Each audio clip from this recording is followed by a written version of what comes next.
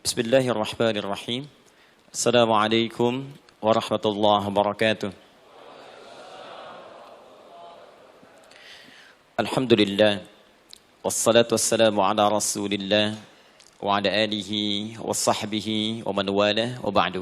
Faya ibadallah, usi nafsi wa iyyakum bitaqwallahi faqad fazal muttaqun. Fala tamutunna illa wa antum muslimun. Faqala ta'ala: Ya ayyuhalladzina amanu taqullaha haqqa tuqatih wa la tamutunna illa wa antum muslimun. Saya bermohon pada Allah Subhanahu wa taala, semoga kita senantiasa dirahmati, diberkahi dan dimudahkan oleh Allah Subhanahu wa taala. Ada dua hal yang paling penting tentang salat ini yang ditekankan dalam Al-Qur'an. Pertama, kenapa salat begitu penting ditunaikan? Karena ia akan menjadi pembeda antara Khalik dengan makhluk. Jadi kalau kita ingin bedakan Tuhan dengan hamba, maka di antara titik penting perbedaannya, kata Allah langsung, itu terletak pada aspek ibadah, khususnya sholat. Karena itu ketika Nabi Musa alaihissalam berkenan kemudian langsung diperintahkan oleh Allah, sehingga disebut dengan kalimullah yang diajak bicara, dan diperkenalkan tentang esensi ketuhanan Allah, maka disebutkan perintah langsung oleh Allah untuk menyembahnya dalam bentuk salat. Al-Quran surah ke-20 Taha ayat ke-14. Kata Allah, Innani anallahu la ilaha illa ana fa'budni wa aqimis salata li dzikri. Ya Musa, tidak ada Tuhan, kata Allah, selain saya. Ya, maka jika engkau telah tahu saya Tuhan, bedanya Tuhan dengan makhluk, fa'budni, maka kewajiban engkau sebagai makhluk menyembah saya. Bagaimana caranya ya Allah, kata Musa? Kata Allah, wa aqimis salata, rahmatullah. Wa aqimis salata lidzikri. Maka cara menyembahku itu adalah dengan salat. Karena itu semua nabi dan rasul, bahkan sebelum Nabi Muhammad SAW, diperintahkan oleh Allah untuk mengajak umatnya seluruhnya untuk salat. Ya, Nabi Isa alaihissalam salat.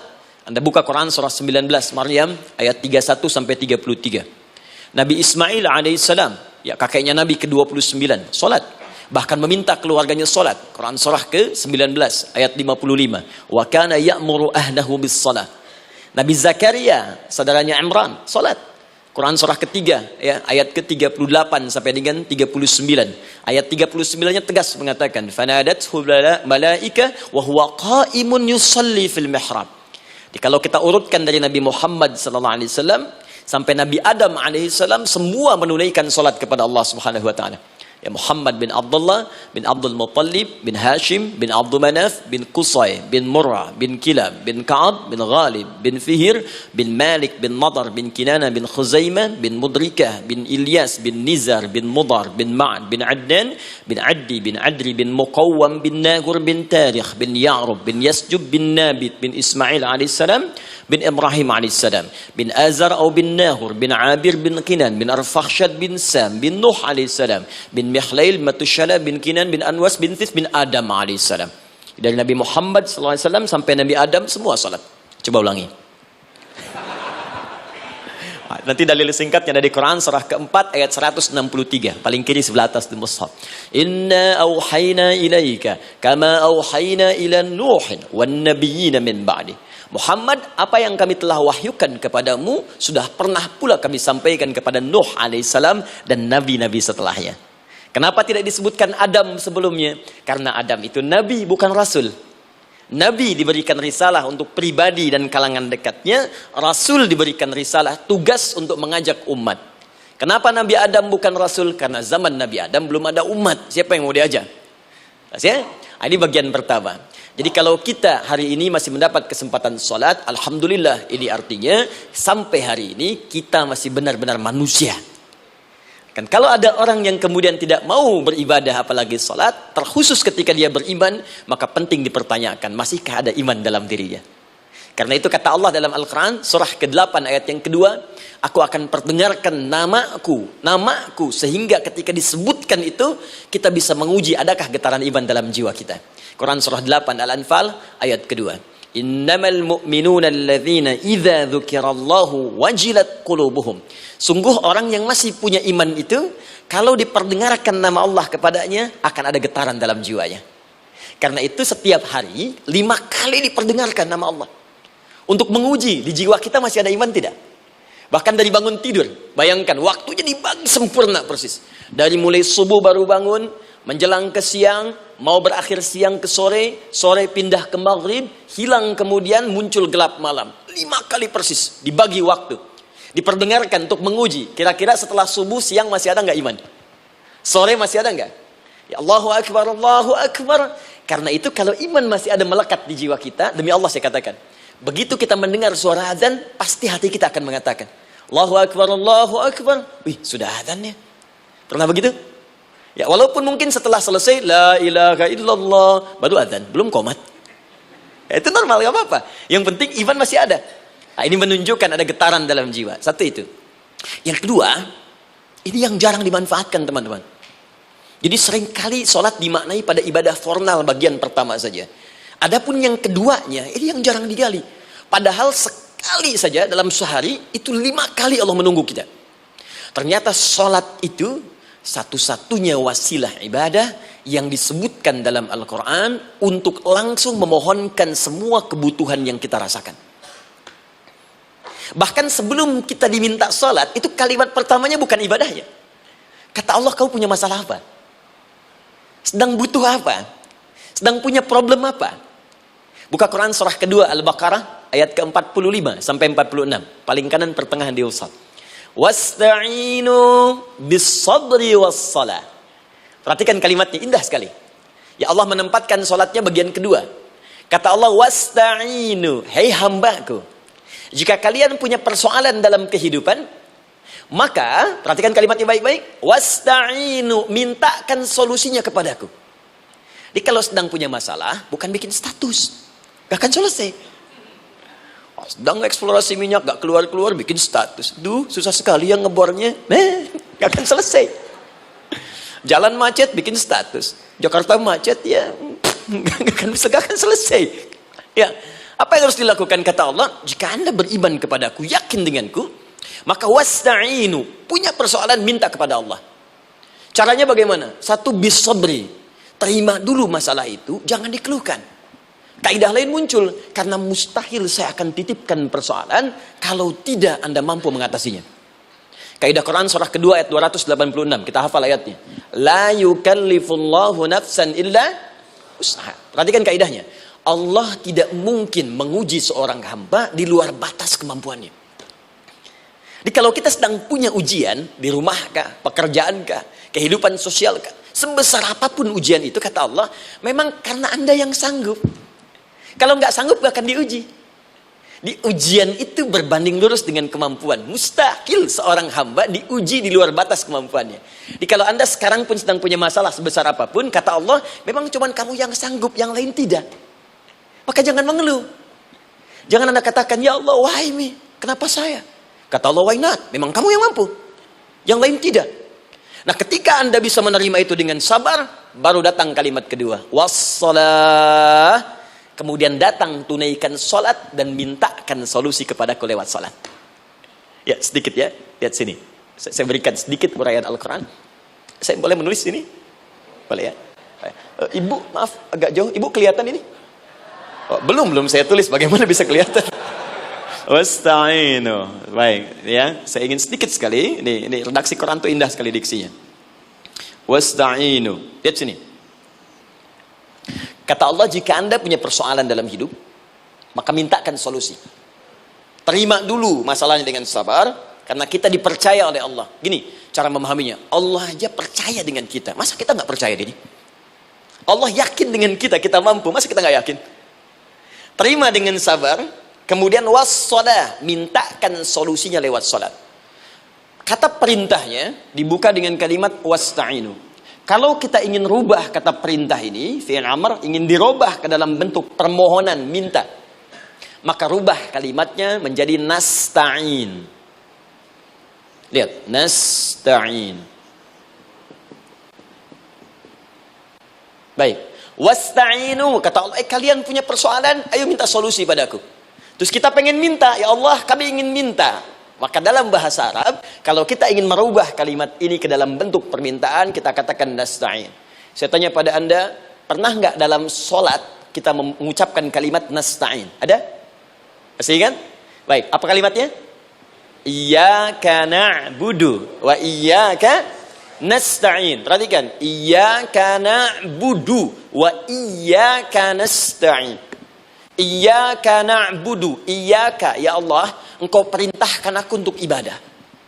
Maka sekarang aku ibadah, sholat. Hanya kepadamu saja. Kan kata Allah, kamu sholat. Terus kita katakan, iyyaka na'budu. Sekarang kami sholat, ya Allah.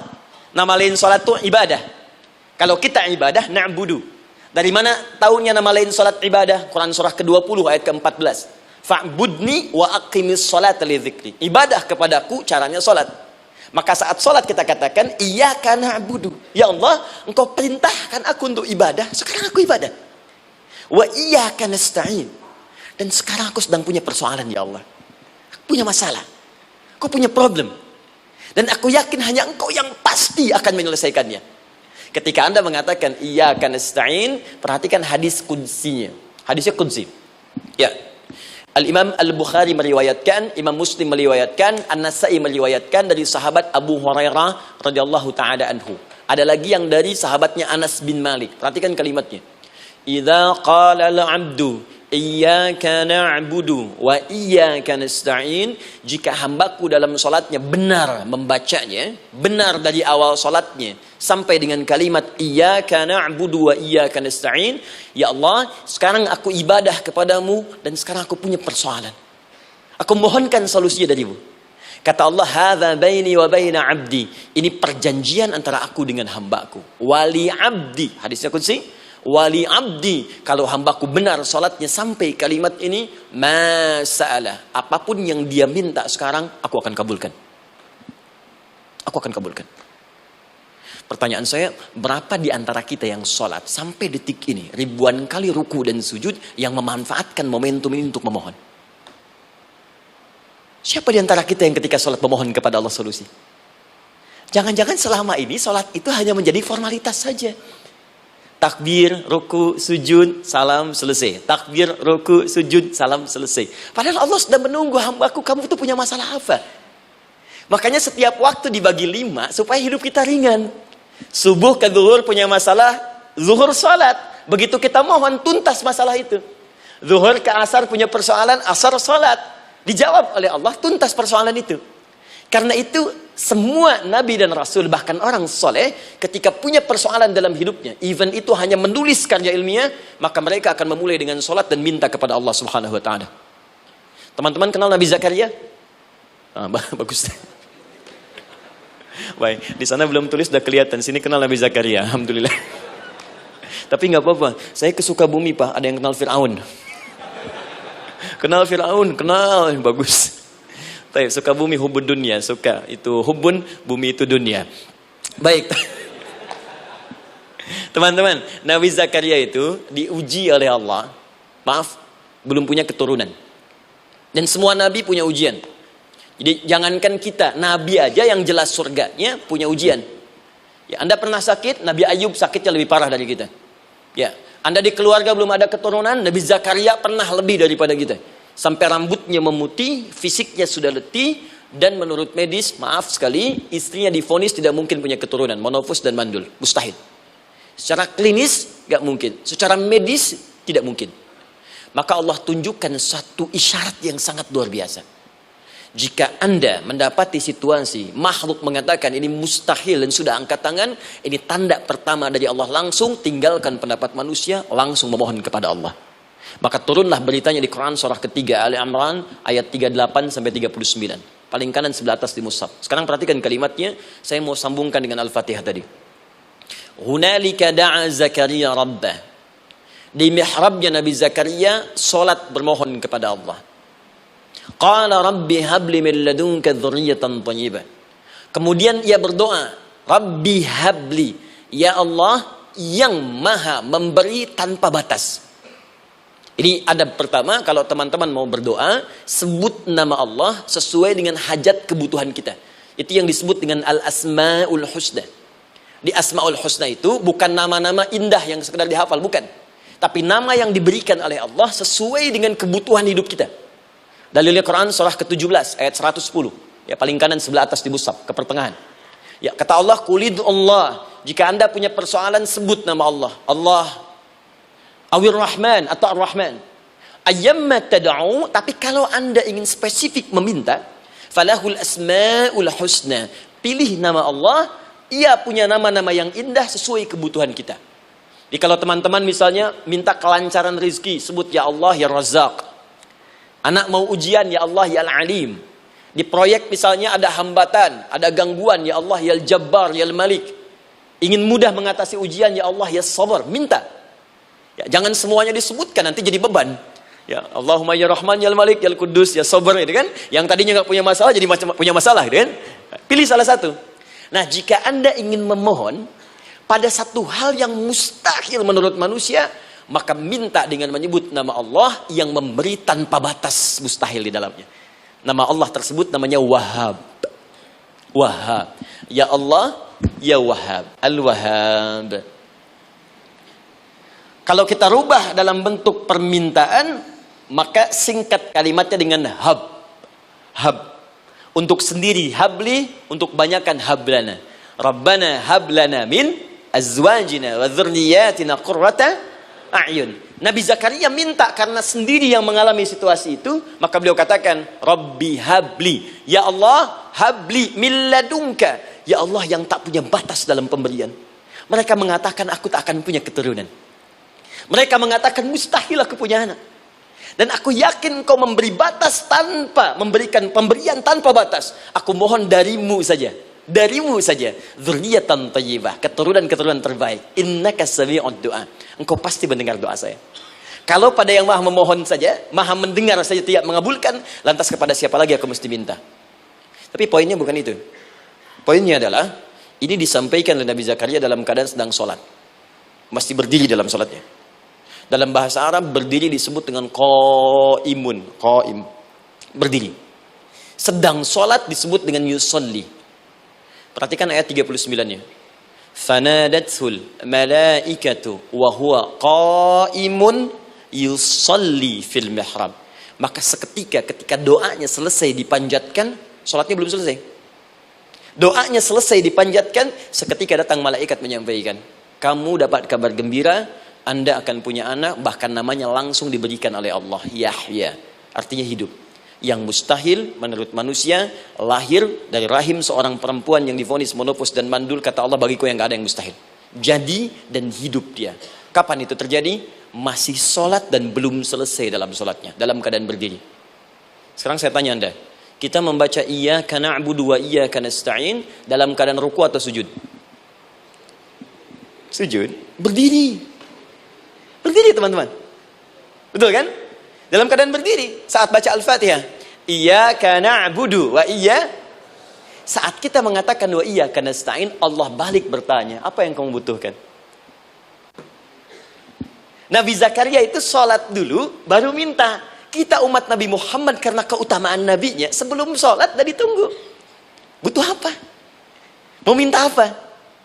Karena itu saya ingin katakan, ayo manfaatkan momentum sholat ini. Jangan sekedar kita kemudian tunaikan formalitas, tapi kita tidak mendapatkan keuntungannya. Ayo, semuanya. Dari mulai takbir sudah ada doa. Ruku ada doa. Bahkan sujud kita bisa perbanyak dalam bahasa hati kita untuk memohon kepada Allah Subhanahu Wa Taala.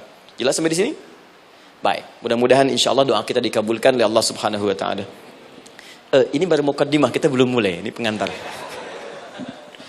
Tema kita hari ini tentang Al-Quran. Dan mudah-mudahan kita diberikan insya Allah kelancaran untuk bahasan kita. Dan topik ini insya Allah akan memberikan banyak manfaat dari apa yang kita kerjakan dalam keseharian kita. Saya mohon izin untuk melambatkan bacaan karena tadi hanya mengantarkan saja. Teman-teman, kenapa mesti Al-Quran? Apa esensi Al-Quran? Dan kenapa Al-Quran diwahyukan pada Nabi Muhammad SAW? Apakah khusus untuk sekedar dibaca? Atau ada satu nilai yang sangat penting yang justru itu mengandung nilai mukjizat yang paling dalam dari Al-Quran?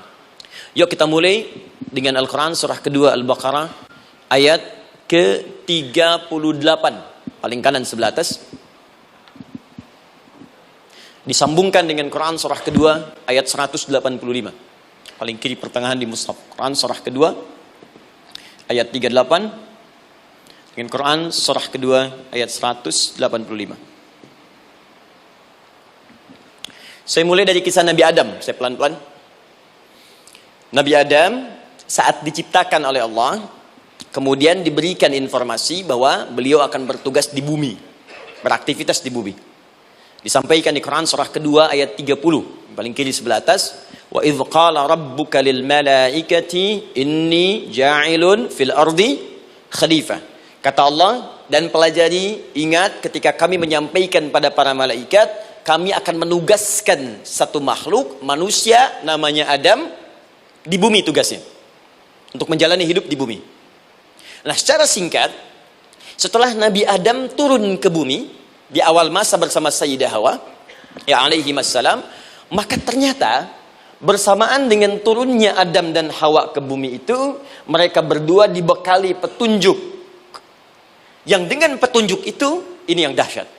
Allah jamin semua aktivitas hidupnya, dari mulai yang sederhana sampai yang kompleks, pasti jika diikuti petunjuk ini, dia akan senang menjalaninya dan akan tenang mendapatkan hasilnya. Ya, perhatikan kalimatnya. Quran surah kedua ayat 38. Fokus. Qulna ihbitu minha jami'a. Kata Allah, sekarang tiba saatnya. Adam, Hawa, turun kalian ke bumi. Kalau setan kita tinggalkan aja ya. Ini kita bahas Adam dulu. Turun kalian semua ke bumi. Fa imma ya'tiyannakum minni huda. Maka nanti sejak kalian tiba di bumi itu, aku akan turunkan satu petunjuk disebut dengan hudan namanya. Hudan. Fokus. Faman tabi'a hudaya, maka jika Anda dan keturunanmu mengikuti semua detil di petunjuk ini, fala khaufun 'alaihim wala hum yahzanun, maka aku pastikan engkau dan seluruh keturunanmu akan menjalani hidup di muka bumi dengan tenang dan senang. Fala khauf, khauf itu gelisah, takut. Lawan dari takut apa? Tenang. Lawan dari gelisah, tenang. Kata Allah, jika Anda mengikuti tuntunan hidup yang ini, maka saya jamin semua hidupmu tenang. Walahum yahzanun, dan saya pastikan selama hidup di muka bumi itu, kalian tidak akan pernah bersedih. Senang. Lawan sedih, itu senang. Jadi ternyata, kita itu diminta tugas di bumi itu, bukan untuk dipersulit. Jadi kalau ada yang hidup sampai saat ini sedih, deh, di rumah tangga sedih, di kantor nggak tenang, pasti di antara poinnya, bukan nggak mampu senang, tapi boleh jadi yang hidup ini tidak membaca petunjuk kehidupannya. Anda kerja di perusahaan, teman-teman ada yang di Pertamina, ada yang di yang lain. Kalau Anda nggak ikuti petunjuk, kan pekerjaan tidak akan berlangsung dengan nyaman, kan? Kalau Anda nggak ikuti aturannya, bagaimana bisa mengerjakan petunjuk itu dengan nyaman? Maka apalagi hidup yang kompleks, kata Allah, sejak Adam saya turunkan, sudah ada petunjuk kehidupan, saya namakan dengan hudan. Anda ikuti petunjuk ini, maka langsung jaminan dari Allah, semua yang Anda jalani dalam hidup, pasti saya jamin senang dan tenang. Petunjuk ini disebut apa? Hudan. Nah, agak cepat. Di setiap masa, Nabi Adam selesai hidupnya, generasi kemudian berkembang, datang lagi Nabi Nuh, sampai ke Nabi Muhammad SAW. Perhatikan baik-baik. Setiap berganti generasi akan turun hudan sesuai dengan kebutuhan masyarakatnya pada saat itu. Baik, Nabi Musa menerima kitab apa namanya? Nabi Musa Taurat. Taurat disebut hudan dalam Al-Quran. Muncul Nabi Musa, kitabnya disebut Taurat. Perhatikan baik-baik. Tahukah teman-teman ketika Taurat disebutkan dalam Al-Quran? Buka Quran surah ke-17. Ya, ayat yang kedua. Wa ataina Musal kitaba, kami berikan kepada Musa kitab. Lihat, wa ja'alnahu hudan li bani Israil, dan kitab yang kami berikan itu yang disebut Taurat, Ali Imran ayat yang ketiga, wa anzalat Taurata wal Injil, kami berikan Taurat kepada Musa. Nah, saat Allah turunkan Taurat itu hudan li bani Israil, isi Taurat ini adalah petunjuk kehidupan khusus untuk Bani Israel saja, umatnya Musa. Jadi kalau umat Nabi Musa mengikuti petunjuk hudan, Taurat ini, kata Allah, saya jamin semua hidupnya tenang dengan senang. Nabi Isa turun Injil. Injil disebut hudan dalam Al-Quran. Dan yang terakhir, saya cepat karena waktu kita terbatas, ketika Allah menurunkan Nabi Muhammad SAW dan dipilih sebagai Rasul, maka saat yang bersamaan beliau pun diberikan petunjuk untuk umatnya. Dan dahsyatnya petunjuk itu pun disebut dengan hudan. Buka Quran surah kedua ayat 185. Syahrul Ramadan alladzi unzila fihi al-Quran. Di bulan Ramadan itu kata Allah saya turunkan Al-Quran. Kenapa saya turunkan Al-Quran? Hudal linnas. Saya jadikan Quran ini sebagai petunjuk, pedoman hidup linnas, bukan terbatas untuk satu komunitas, tapi untuk seluruh manusia sampai kehidupan berakhir. An-Nas disebutkan 241 kali dalam Al-Quran, menunjuk pada semua manusia tanpa kecuali. Ini bedanya Al-Quran dengan kitab sebelumnya. Taurat hanya untuk kalangan tertentu saja. Jadi selesai nabinya, selesai kitabnya. Injil hanya kalangan tertentu saja. Nabinya selesai, selesai kemudian misinya. Tapi Al-Quran tidak. Ini kalimat pertama langsung dari Allah. Walaupun nabinya wafat, tapi karena Al-Qurannya didesain oleh Allah untuk seluruh manusia sampai kehidupan berakhir, maka pasti Al-Quran itu di setiap masa akan mampu dijadikan pedoman dalam kehidupan. Jadi prinsip pertama, ketika Allah menurunkan Al-Quran, sebenarnya tujuan utamanya bukan sekedar dibaca. Bukan. Tapi di dalamnya itu ada petunjuk hidup, Pak, Bu.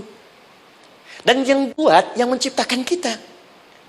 Bukankah Anda kalau ingin memperbaiki sesuatu akan datang kepada penemunya, penciptanya? Anda punya handphone, ada masalah, kan datangnya ke counter handphone. Anda punya mobil, ada persoalan, bukankah datangnya ke dealer? Sekarang kita ingin tahu persoalan hidup kita. Ingin tahu gambaran hidup kita. Ingin tahu misi dan visi hidup kita. Kemana kita kemudian bertanya? Pada pencipta kita. Nah kata Allah, ketika saya utus manusia pertama kali ke bumi, saya sudah turunkan bagaimana cara menjalani kehidupannya. Dan ternyata berita baiknya untuk kita diberikan oleh Allah satu petunjuk utuh, langsung disebutkan isinya disebut dengan Al-Quran. Jadi dari Al-Fatihah sampai dengan An-Nas, dia bukan bacaan biasa. Semua di dalamnya ada petunjuk kehidupan kita dari mulai bahkan dalam kandungan sampai kita wafat kepada Allah Subhanahu wa taala. Kalau diikuti petunjuk ini, langsung turun jaminan dari Allah. Hidup kita pasti akan tenang dan nyaman. Saya bacakan cepat ya. Tapi nggak usah ditulis, nanti kalau teman-teman agak terlambat mengikutinya, Anda buka kembali rekamannya, Anda boleh runtutkan kembali. Saya baca cepat saja, dan ini insya Allah Anda hanya akan temukan dalam Al-Quran. Nanti saya berikan rahasia di akhir sebelum kita akhiri. Yuk, 1. Anda silahkan bandingkan dengan buku manapun, referensi manapun, Anda hanya akan temukan dalam Al-Quran. Dari sejak sebelum lahir, bagi perempuan yang tengah mengandung, langsung Allah berikan tuntunan bagaimana agar kandungan itu berjalan dengan sehat, nyaman, dan mudah ke persalinan. Quran surah ke-7 ayat 189. Perkembangannya bisa diamati dan dicek kemudian, ya baik ke dokter atau yang lain. Nanti perkembangannya disebutkan di Quran surah ke-22 ayat ke-5. Dirinci lagi di Quran surah ke-23 ayat 11 dari 9 sampai dengan 13. Kemudian mulai terlahir, dari lahiran diberi petunjuk oleh Allah. Nih, berikan ASI, maksimal 2 tahun. Kalau ingin berhenti sebelum 2 tahun, boleh. Begini caranya. Quran surah kedua ayat 233. Dari sampai usia 2 tahun, menjelang balik, kata Allah berikan 4 pendidikan dini. Ini turunannya, disebutkan 1, 2, 3, 4. Jika Anda ajarkan ini, maka anak ini akan tumbuh. 1, dekat dengan Allah. 2, dijamin taat pada orang tuanya. 3, dia akan baik dengan lingkungannya. Dan 4, dia akan bertahan dalam kebaikan sampai dia dewasa. Quran surah ke-31 ayat 13 sampai dengan 19.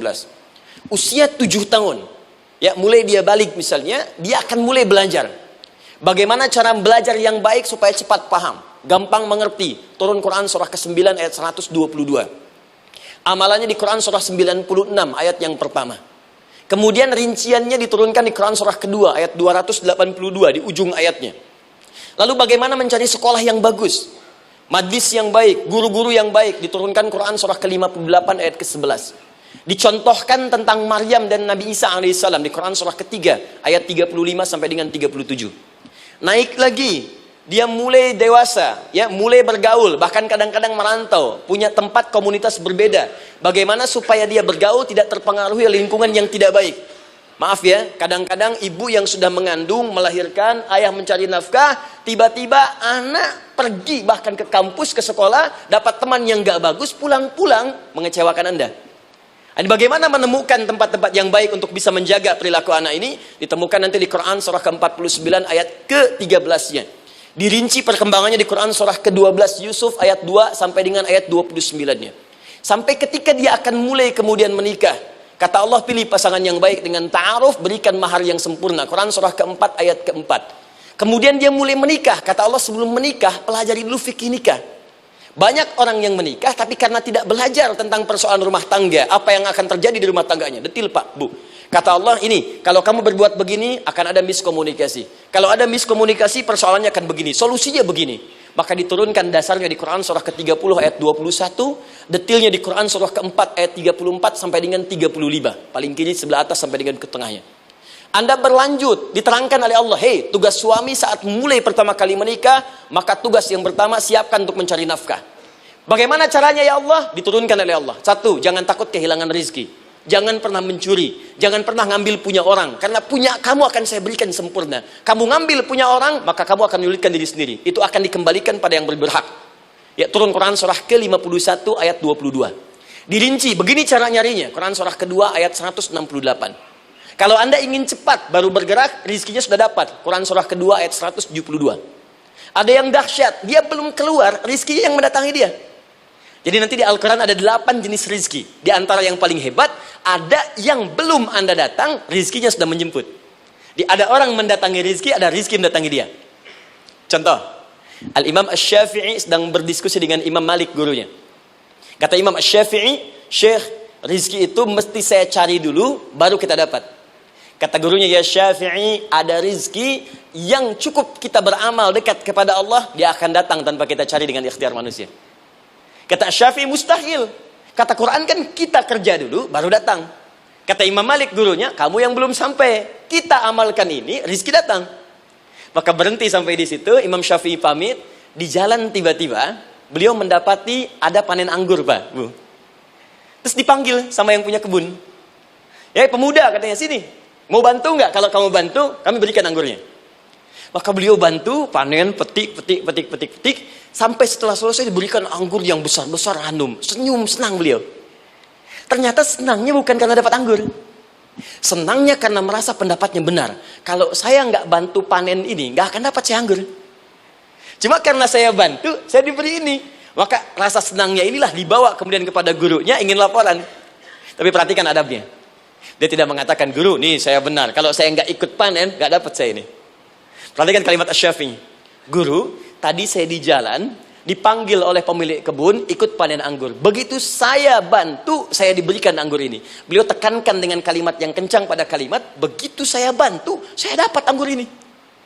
Imam Malik tersenyum mengatakan, Masya Allah Syafi'i luar biasa. Ini siang begitu panasnya. Tadi saya mau keluar ngajar, terfikir di benak saya, Allah kalau ada anggur yang besar-besar, enak rasanya. Tiba-tiba kamu datang bawa anggur. Ini Imam Syafi'i kerja dapat sesuatu, Imam Malik terfikir sesuatu, datang rezeki. Itu ada di Quran surah ke-7, teman-teman, ayat ke-96, paling kanan sebelah atas di mushafnya. Baik, teruskan dulu. Ya, Anda dalam mencari kerja, ingat, kalau Allah yang sampaikan pasti terjadi. Jangan dikira mudah. Kata Allah akan ada persaingan, akan ada kadang-kadang singgungan, akan ada tantangan. Maka mulai petakan tantangan apa yang akan Anda lalui saat Anda mulai mencari nafkah itu. Maka turun Quran surah kedua ayat 214, paling kanan sebelah bawah. Am hasibtum an tadkhulul jannata. Hei, apa kamu mudah begitu saja mengira akan sukses dalam pekerjaanmu? Bahkan bisa diartikan surga, ingin masuk surga. Walamma ya'tikum mathalul ladzina khalau min qablikum. Sebelum engkau diuji seperti orang sukses dulu pernah sukses. Lihat mereka. Nggak ada orang sukses yang instan. Cuman balikan telapak tangan dapat, tidak. Kata Allah, lihat orang-orang dulu. Lihat orang-orang hebat dulu. Bagaimana mereka bisa kaya, bisa sukses, bisa punya posisi. Masat umul ba'sa. Petakan olehmu tantangan apa yang akan dihadapi saat engkau bekerja itu. Satu, kata Allah, ba'sun. Ada yang ringan. Ya, ba's. Ba'sa jama' dari kata ba'sun. Dua, dara'. Ini sudah menengah, jama' dari kata durun. Tiga, zilzal. Ini yang paling tinggi puncaknya. Jadi kalau Anda sudah mendapatkan ini, yakinlah, berarti Anda akan mendapatkan posisi yang tinggi. Karena mustahil orang besar diuji dengan ujian yang kecil. Zilzal, ini bagian ketiga. Ba'sa, ba'sun, mulai. Kira-kira tantangan-tantangan ringan apa saja yang akan Anda hadapi? Ya, kalau saya contohkan misalnya dengan contoh yang lain singkat, Anda mau ke masjid, ingin konsisten, mulai hijrah, ingin dekat dengan Allah, tiba-tiba yang tadinya nggak mau ke masjid, mulai ke masjid, diuji dengan hujan. Hujan kecil, rintik-rintik, shower. Begitu hujan, orang Arab mengatakan kalau hujannya bisa lewat tanpa payung pun, orang Arab mengatakan la ba'sa. La ba'sa ini ringan. Orang kita sambungin, labas. Dari bahasa Arab lewat. Jadi kalau Anda mau berangkat nih, siap bekerja, siap hadapi tantangan. Baru mau lewat hujan kecil, berarti itu tantangan kecil kita lewati. Macet, petakan, cari jalan yang kemudian sempurna, jalan yang kosong, buka Google-nya, buka Waze-nya, buka map-nya, cari. Jadi kalau pada yang kecil aja belum kita lewati, bagaimana mendapatkan yang besar? Anda mau ke masjid, dikasih hujan kecil, mau berangkat gak jadi. Papa, kenapa gak jadi? Hujan mah, kan ada payung, takut riak. Tuh. Setelah itu darwa, maaf, tantangan fisik. Kadang-kadang mulai ke fisik, mulai mengganggu. Ya, maaf, dirincikan kemudian oleh Al-Quran. Turun Quran surah ke-21, ayat 87 sampai 88, kisah Nabi Yunus alaihissalam. Yunus beraktivitas, bekerja, bukan berarti nggak ada tantangan. Kadang-kadang dibawa, kadang-kadang diusir, kadang-kadang Anda dapat misalnya proyek, kadang-kadang sudah mulai masukkan tender, tiba-tiba gagal, diserobot orang, kadang-kadang orang yang dapat, Anda yang ngajukan, itu biasa. Kata Allah itu biasa, bukan cuma Anda, yang lain pun ada. Bukankah Allah ajarkan kisah Sayyidah Hajar alaihissalam dengan Ismail? Bukankah bolak-balik naik sofa marwah, kadang di atas, kadang di bawah, kadang lihat peluang, sampai marwah ternyata bukan air. Terkadang Anda yang bekerja, tim yang lain yang mendapatkan, karena kerja keras Anda, bisa jadi terjadi. Bukankah yang kerja keras Hajar yang dapat Ismail? Mungkin Anda yang konsep, yang dapat minyaknya orang lain. Mungkin Anda yang kerja, kan yang suksesnya teman Anda, gak ada masalah. Dan itu kemudian akan bermanfaat bagi Anda. Tidak mungkin setiap keringat yang keluar dari diri kita mustahil, kecuali akan melahirkan manfaat yang kembali pada diri kita. Tantangan. Tapi yang paling dahsyat, ini yang gak ditemukan di sebagian referensi yang kita baca.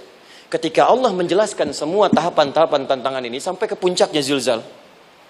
Zilzal itu kalau bahasa sekarang gempa. Ada ujian yang menggoncang hati kita. Ketika Anda kerjakan, ya Allah, tantangannya dahsyat. Kenapa mesti saya, ya Allah? Kau nggak selesai-selesai, ya Allah. Itu wajar, teman-teman. Itu biasa.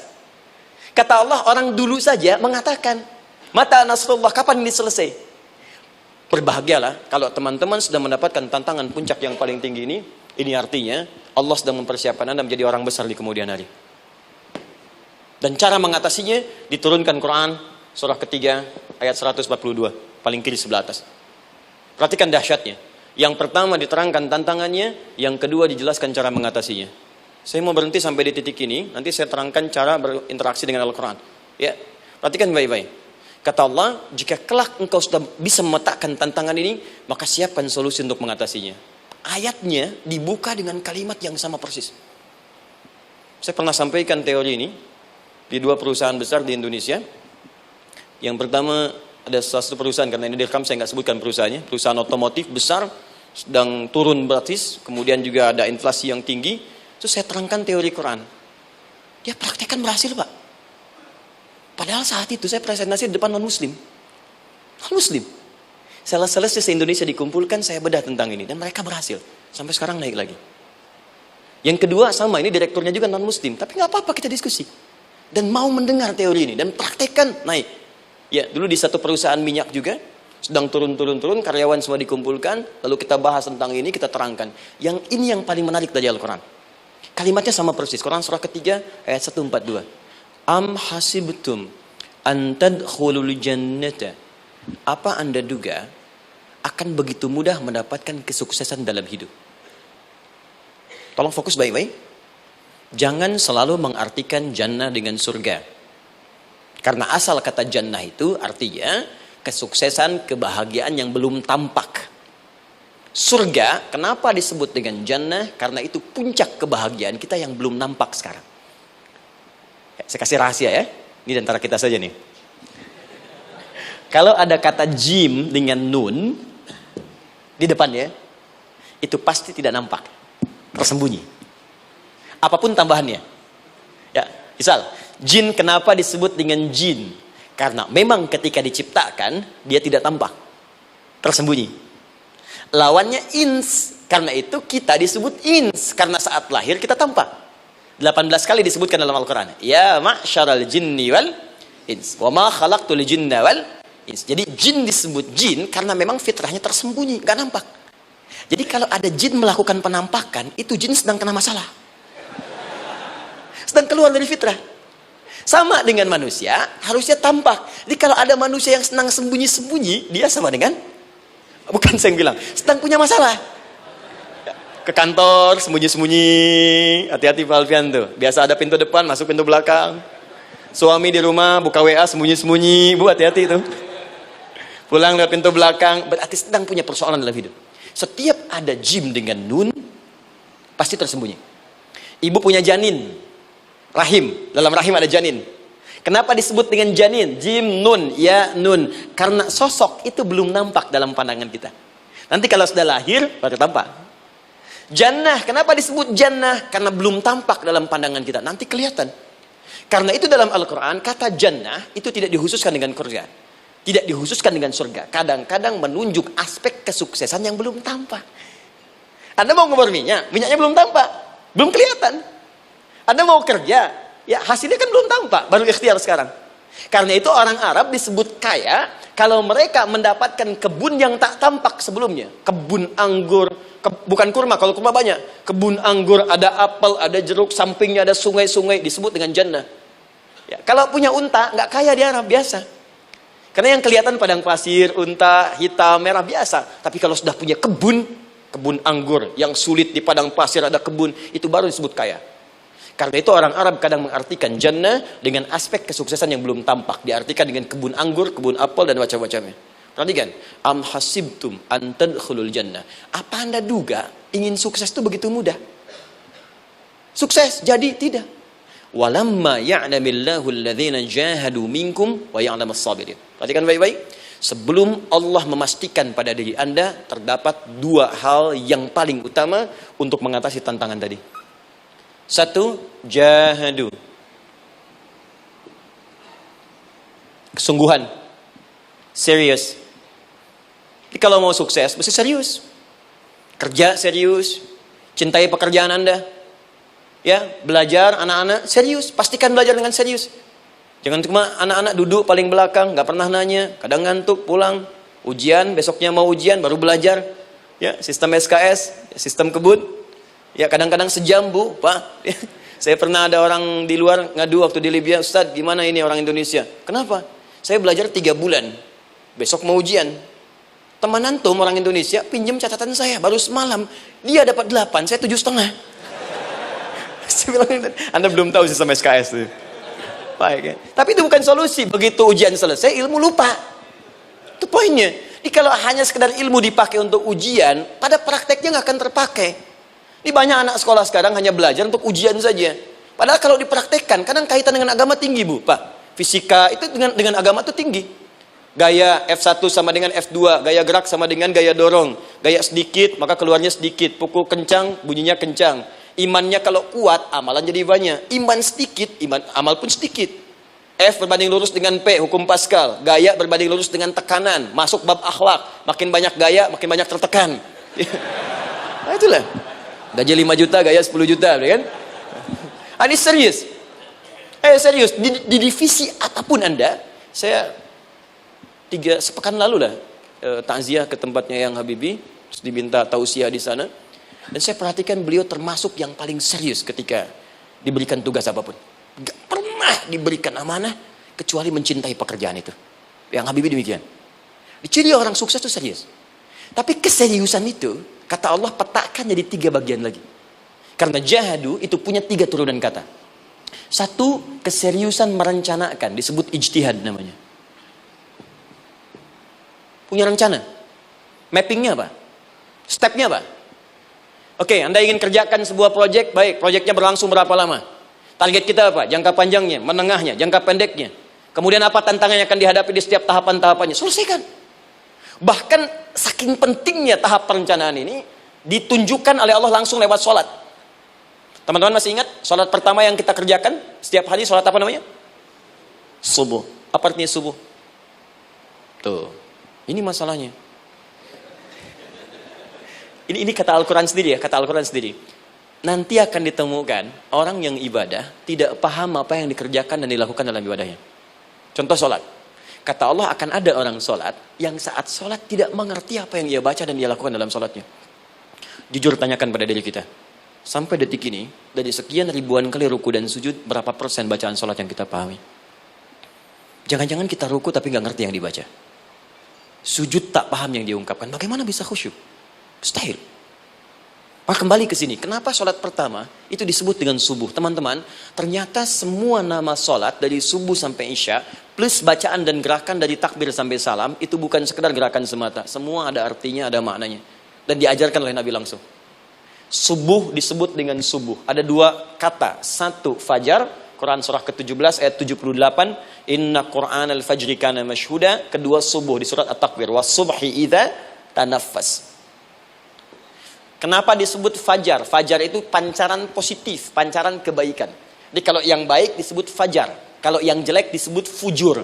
Fujur ada di Quran surah 91 ayat 7 sampai 8. Wa nafsi wa ma sawaha fa'alhamaha fujuraha wa taqwaha. Fujur itu rambatan, gelombang buruk yang muncul dari nafsu. Ya, ditembuskan ke elemen tubuh kita. Misal gini. Tiba-tiba pengen marah. Ya, di tubuh kita mengatakan melotot, maka ini ada pancaran di hati kita nyambung kemudian ke mata. Ini rambatan dari sini ke mata disebut fujur namanya. Mau ke tangan pukul, masuk ke tangan. Itu rambatannya disebut fujur namanya. Ya. Yang baiknya disebut fajar. Ya, misal saya ingin sholat, tiba-tiba hati mengatakan sudah azan, merambat ke kaki, cepat melangkah, cepat wudhu. Nah itu rambatannya disebut fajar namanya, atau infajar. Ini pasti ada, ya. Fujur nama lainnya nafsu. Disebutkan 115 kali dalam Al-Quran. Takwa, rambatan fajar, sumbernya takwa. Disebutkan 115 kali dalam Al-Quran. Di jiwa kita ada takwa, ada nafsu. Takwa yang dorong malaikat, disebutkan 88 kali dalam Al-Quran. Nafsu yang dorong setan, disebutkan sama 88 kali. Di setiap Anda akan mengerjakan satu hal, pasti akan yang mendorong pada yang baik, akan mencegah dari yang baik itu nafsu. Pasti itu. Nah, waktunya, ini salatnya disebut fajar. Kenapa disebut fajar? Karena saat kita tidur, terus dengar suara azan, Allahu Akbar, maka memancar dari iman kita, rambatan untuk merespon suara itu. Bangun kita untuk menunaikan salat. Waktunya disebut subuh. Kenapa disebut subuh? Dari kata asbah. Asbah itu artinya yang siap dengan rencana. Dia orang Islam tuh nggak ada yang bangun dari tidurnya, kecuali punya rencana jelas yang akan dieksekusi di hari itu. Makanya sebelum kita bekerja mengeksekusi itu, kita datang menghadap Allah supaya Allah berikan kemudahan di setiap aktivitas kita. Coba lihat manajemen Nabi. Bukankah sebelum tidur beliau istighfar dulu? Dirinci pekerjaannya, dicatat yang akan dikerjakan besok, istighfar 70 kali, 100 kali, sehingga dengan istighfar saat tidurnya tenang. Coba kita biasakan. Ada yang baca Quran, ada yang istighfar. Kalau nggak percaya silahkan cek. Begitu Anda lakukan, tidurnya enak. Besoknya rencana itu sudah siap. Makanya ketika bangun, siap jam 7 mau kemana, jam 8 ada di mana, jam 12 kerjakan apa. Sebelum mengerjakan itu, datang kepada Allah, sujud, ya Allah, saya punya rencana ini tolong mudahkan. Begitu caranya. Itu yang disebut dengan subuh. Nah, sekarang kembalikan, peta hidup kita mau seperti apa ke depan? Ijtihad. Yang kedua, kalau sudah jelas konsepnya, visinya sudah ada, maka jihad. Yang kedua, jihad. Jihad itu eksekusinya, aksinya, actionnya, perjuangan fisiknya. Rencananya apa? Tahajud malam nanti. Bismillah. Jam berapa? 2:30. Baik, yuk kita mulai rencanakan. Eksekusi rencananya. Bagaimana cara kita bangun 2:30? Pasang alarm. Jam berapa alarm dipasang? 3 kali. Pertama 1:30, kedua 2 kurang 1/4, ketiga jam 2 lewat 1/4. Baik. Alarm pertama untuk mematikan alarm kedua. Alarm kedua matikan alarm ketiga. Ketiga siap-siap. Baik. Siap bangun. Jihad. Awas, ini penting ya. Jihad itu jangan dipersempit maknanya kepada situasi peperangan saja, tidak. Banyak jihad itu luas sekali medannya. Karena jihad itu perjuangan fisik. Dan maaf sekali, dalam konteks perang pun bukan menyerang orang, tapi membela diri saat diserang. Di Islam itu bukan agama ekspansi. Cek di sejarah, nggak ada Islam menyerang. Yang ada itu membela diri saat diserang. Atau saat orang lain dizalimi dan kita diminta untuk terlibat, kita membantu. Ini bukan dalam konteks sekarang yang banyak dibincangkan, tembak orang, bom orang, nyerang orang, bukan. Itu waktu kejadian bom Tamrin itu pertama, saya di Lampung posisinya. Itu begitu meledak, duar. Pertanyaan pertama Pak di majelis taklim, Ustaz, apakah bom di Jalan Tamrin termasuk jihad fisabilillah? Saya bilang, Pak, sependek pengetahuan saya, jihad fisabilillah itu jihad di jalan Allah, bukan di Jalan Tamrin. Kaidahnya beda. Nah, misal mencari nafkah itu jihad. Cari nafkah jihad. Quran surah keempat ayat 34, paling kiri sebelah atas. Tugas pertama ketika menikah, kata Allah, ar-rijalu qawwamuna 'alan nisa. Setiap lelaki itu diminta oleh Allah untuk mengatur bagian rumah tangganya. Jadi pemimpin di rumah tangganya. Ya bima faddalallahu ba'dahum 'ala ba'din, karena diberikan kemampuan untuk memimpin. Di pemimpin itu ada di suami. Dan ciri khas pemimpin, Bu, biasanya ciri khas pemimpin apa, Bu? Bukan tegas, bukan. Ciri khas pemimpin itu tidak mau dipimpin. Makanya kalau ada sesuatu, masukkan lewat usulan, jangan beri saran. Kalau saran susah, itu pemimpin. Baik, tapi yang paling luar biasa kata Allah, perhatikan kalimatnya indah sekali. Wa bima anfaqu min amwalihim. Saya berikan tugas untuk mencari nafkah. Ketika seorang lelaki bertugas mencari nafkah, ingat ya, konteks apapun, kalau perempuan nanti bekerja bukan nafkah poinnya. Bisa hobi, ya, bisa aktivitas, tapi nafkah kalau sudah menikah itu ada pada suami. Perempuan tidak. Kalaupun tidak dilarang perempuan bekerja, tidak.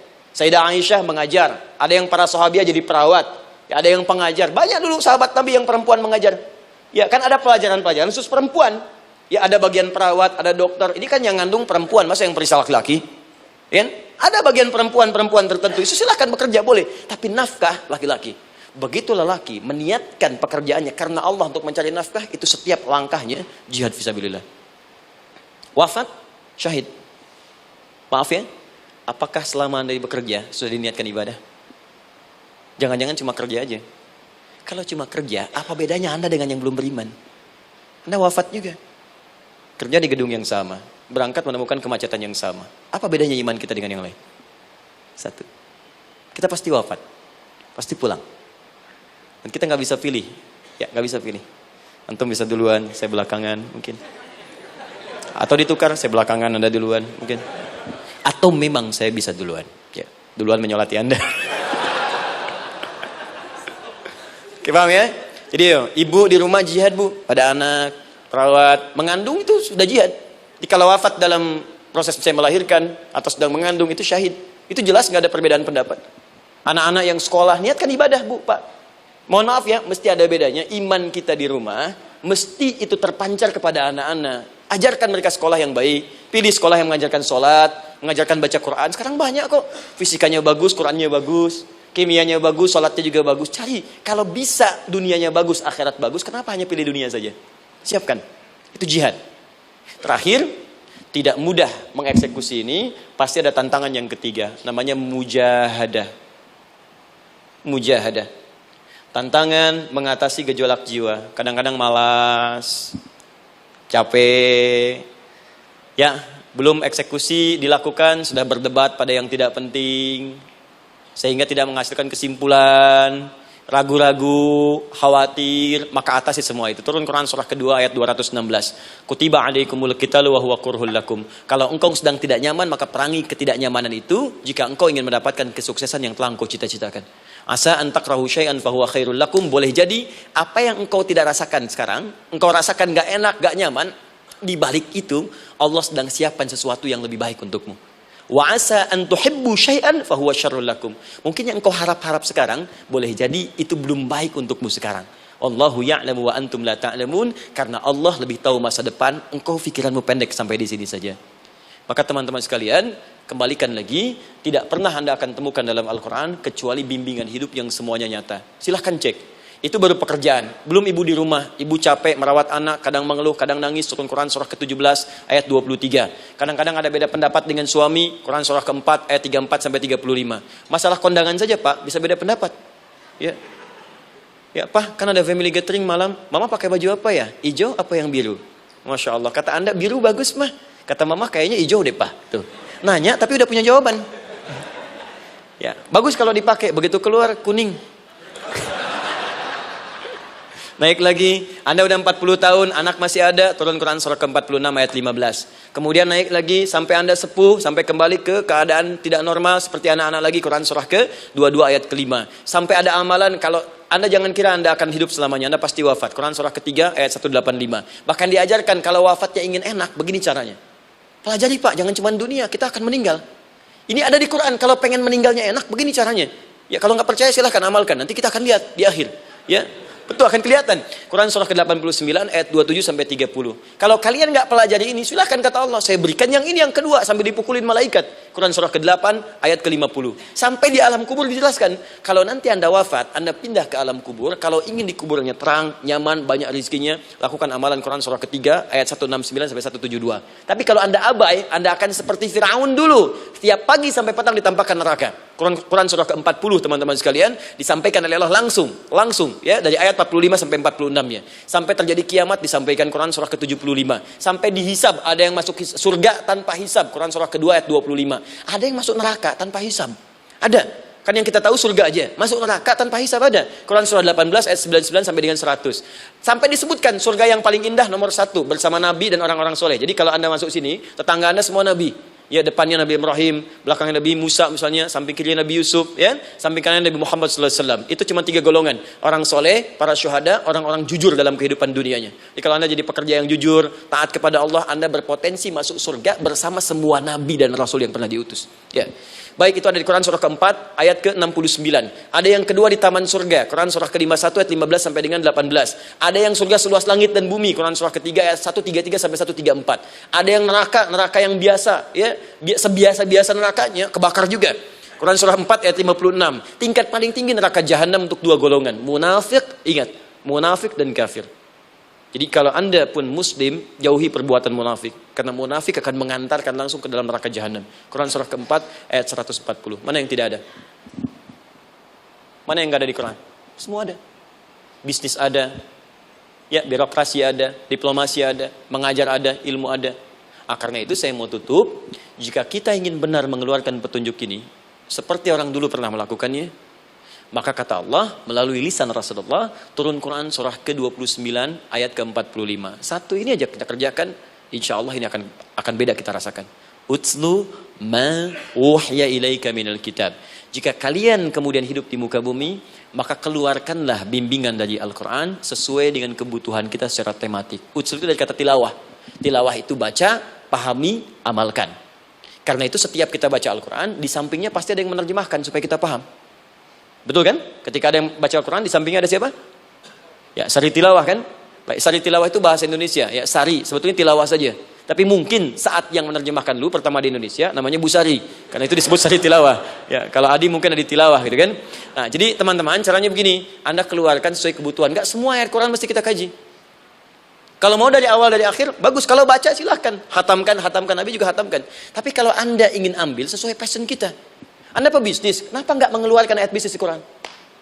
Kenapa nggak Anda turunkan dalam bentuk-bentuk tematik yang itu bagian kita? Ada yang pokok, ada yang spesifik. Yang pokok tentang sholat, karena semua orang sholat. Tentang ayah, Anda jadi ayah berapa tahun?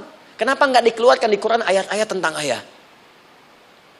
Kenapa nggak dikeluarkan di Quran ayat-ayat tentang ibu? Jangan jauh-jauh dulu bicaranya. Tentang belajar. Nah, nanti eksekusinya, kalau mau cepat, buka kitabnya Al-Imam Al-Bukhari. Ada kitab hadis, saya akhiri, yang dikarang oleh Al-Imam Al-Bukhari dan sangat populer.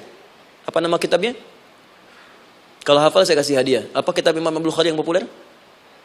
Al-Jami As-Sahih Al-Musnad Al-Mukhtasar min umuri Rasulillahi sallallahu alaihi wasallam wa sunanihi wa ayyami. Itu namanya. Ayo ulangi.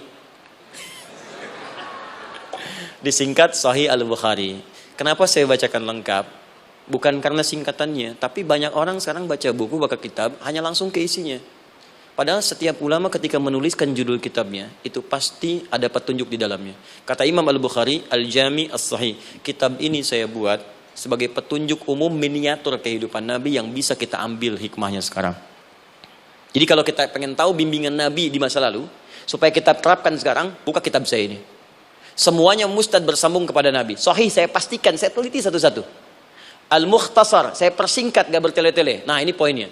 Min umuri Rasulullah SAW wa sunani wa ayyamihi. Ini semua pekerjaan Nabi selama 24 jam. Secara singkat saya tutup dibagi 97 pembahasan. Setiap 97 pembahasan, satu babnya itu berisi bimbingan hadis-hadis Nabi. Di situ ada bab tentang bisnis, kitabut tijarah. Bab tentang ilmu, kitabul ilmi. Bab bahkan tentang sakit, kalau pengen cepat sembuh apa? Kitabul marid. Bab tentang pemerintahan, kitabul imarah. Bab tentang penguatan iman, supaya naik gak turun-turun, kitabul iman. Anda tinggal pilih profesi apa, cari Sahih Al-Bukhari, harganya murah. Maaf, dibandingkan pulsa Anda pun masih murah kitab Al-Bukhari. Ya, beli 4 jilid cuma 350.000 yang bahasa Arab saja. Ya, kalau mau terjemahan, cari terjemahannya. Ya, dapatkan itu, keluarkan babnya sesuai profesi kita. Itu ketika dibuka kitab ini, yang pertama muncul ayat Quran dulu. Ini ayatnya, ini hadisnya. Ini ayatnya, ini hadisnya. Teman-teman gak usah baca semuanya, keluarkan passion Anda apa, di situ belajar. Sebulan saya belajar ini, besok saya pindah lagi. Sebulan topik ini, besok ke topik yang lain lagi. Saya kira insya Allah kalau itu kita terapkan dengan baik, maka Al-Quran akan hidup dalam seluruh aktivitas kita dan mudah-mudahan keberkahan akan diturunkan oleh Allah Subhanahu Wa Taala. Ya, tidak cukup dengan amin, mulai dulu. Ya, mulai dulu, petakan dulu, eksekusi dulu. Saya kira itu yang saya sampaikan. Kita berdoa, mudah-mudahan doa kita dikabulkan Allah. Ada 3 cara berdoa. Pertama, cukup dengan hamdalah kalau singkat. Kedua, kalau ada perselisihan, kifaratul majlis. Dan yang ketiga, kadang Nabi berdoa, sahabat mengikuti dalam momentum yang khusus. Saya ingin menggabungkan ketiganya. Mudah-mudahan dengan itu keberkahan diberikan luas kepada kita semua. Alhamdulillahi Rabbil Alamin. Hamdan syakirin, hamdan na'imin. حمدا يوافي نعمه ويكافئ مزيدا يا ربنا لك الحمد ولك الشكر كما ينبغي لجلال وجهك الكريم ولعظيم سلطانك اللهم صل وسلم وبارك على رسولك الكريم نبيك الامين سيدنا محمد وعلى اله وصحبه اجمعين اللهم ربنا لا تدع لنا في مقامنا هذا وفي كل مقام ذنبا الا غفرته ya Allah kami mohon jika ada satupun di antara kami saat ini yang hadir membawa ya Allah dosa-dosa dalam dirinya, jangan biarkan yang meninggalkan tempat ini kecuali Engkau telah ampuni segala dosa-dosanya. Wala hamman illa farajtah. Ya Allah, jika ada di antara kami yang tengah hadir saat ini ada kegelisahan dalam jiwanya, maka mohon jangan biarkan yang meninggalkan tempat ini kecuali Engkau telah tenangkan keadaan hatinya. Allahumma wala asran illa yassartah. Ya Allah, jika ada di antara kami yang tengah mengalami kesulitan baik di pekerjaannya, kehidupan rumah tangganya, maka dengan keikhlasan amalnya, ya Allah angkat dan ringankan segala kesulitannya. Allahumma wala maridan illa syafaitah. Jika ada di antara kami yang tengah Engkau uji dengan penyakit seberat apapun, maka mohon angkat dan sembuhkan segala penyakitnya. Allahumma yassir lana umurana wa la tu'assir alaina. Ya Allah, mudahkan semua urusan kami, jangan berikan kadar ujian yang tidak kami sanggup mengatasinya ya arhamar rahimin. Allahumma alif baina qulubina ati anfusana taqwaha wa zakki anta khairu man zakkaha anta waliyuha wa maulaha. Ya Allah, mohon lembutkan hati kami untuk saling bersaudara dalam kebaikan, jauhkan kami dari perpecahan ya Allah, dan bersihkan jiwa kami agar kami bersih keadaan jiwa untuk bisa beramal dalam kebaikan dengan mendapatkan ridhamu. Allahumma rabbana atina fid dunya hasanah wa fil akhirati hasanatan wa qina adzabannar. Ya Allah, kami mohon anugerahkan segala kebaikan di muka bumi ini yang mampu kami raih, dan berikan kami segala kemuliaan di akhirat yang mampu kami dapatkan, dan mohon jauhkan kami dari segala ya Allah murka dan neraka-Mu. Allahumma barik lana ya Allah fi ailatina wa fi amalina ya Allah wa fi kulli ya Allah hayatina. Ya Allah, kami mohon anugerahkan keberkahan dalam kehidupan keluarga kami, di kantor, di pekerjaan kami, dan seluruh tahapan kehidupan yang akan kami lalui. Bi fadlika subhana rabbika rabbil izzati amma yasifun wa salamun alal mursalin subhanakallahumma wa bihamdika asyhadu an la ilaha illa anta nastaghfiruka wa natubu ilaik wa akhiru da'wana alhamdulillahi rabbil alamin. Thumma assalamu alaikum warahmatullahi wabarakatuh.